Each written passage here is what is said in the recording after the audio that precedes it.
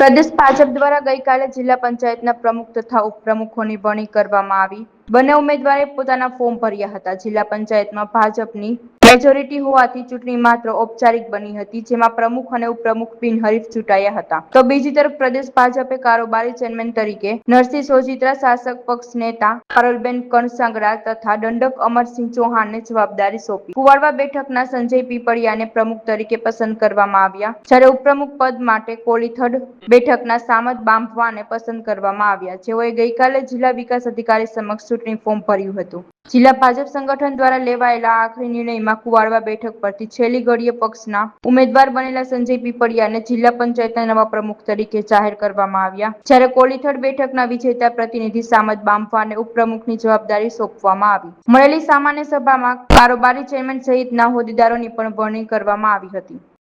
સૌપ્રથમ તો અમારા જે બધું પ્રમુખ પદ માટે મને જે ભારતીય જનતા પાર્ટીના હોદ્દેદારોએ મારી પસંદગી કરી છે અને પ્રમુખ તરીકે મને યોગ્ય ઠરાયો છે અને ફરીવાર હું મારા જિલ્લા પંચાયતના તમામ સદસ્યોએ જે મને ખૂબ બહુમતીથી બધાએ મતદાન કરે જિલ્લા પંચાયતના પ્રમુખ તરીકે મને નિમો છે તે બદલ હું આભાર માનું છું।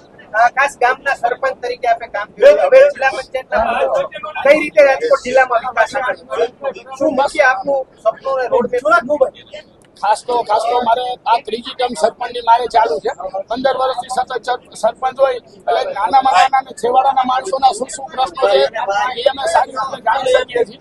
એટલા માટે જ હવે જે કાંઈ બીજા પ્રશ્નો આવશે કે સરકારની વિવિધ યોજનાઓ છેવાડાના માનવી સુધી કેવી રીતે પહોંચે અને બધી યોજનાઓને કેવી રીતે અમલ વ્યવસ્થિત થઈ અને છેવાડાના માનવી છેવાડાના ગામ સુધી સારામાં સારો વિકાસ કેમ થાય એ અમારું પ્રથમ નેમ રહેશે। સંજયભાઈ, અમારી સરકારે આમ જોઉં તો હું 20 વર્ષથી પાર્ટીમાં છું અને પહેલા કરતા તો ઘણી પણ સગવડતા પીવાના પાણી અમારું કુવાડવા રાજકોટ તાલુકામાં પણ આવું પહેલા બહુ મોટો પ્રશ્ન હતો। અત્યારે રાજકોટ તાલુકામાં લગભગ ક્યાંય છે નહીં અને બીજા જે કાંઈ હશે તો એ અમે અમારી રીતે જોઈને જે કાંઈ યોગ્ય થતું હશે તો આગામી સમયમાં બધી યોજનાઓ લાવી અને સૌની યોજના જે આપ જાણો છો કે બધી ગામડે અત્યારે તળાવો ભરવાની અને ડેમો ભરવાની જરૂરી છે એને વ્યવસ્થિત પ્રગતિમાં લઈ અને અમે કરાવશું। ખાસ કોઈ સપનું છે આપણું રાજકોટના વિકાસ માટે?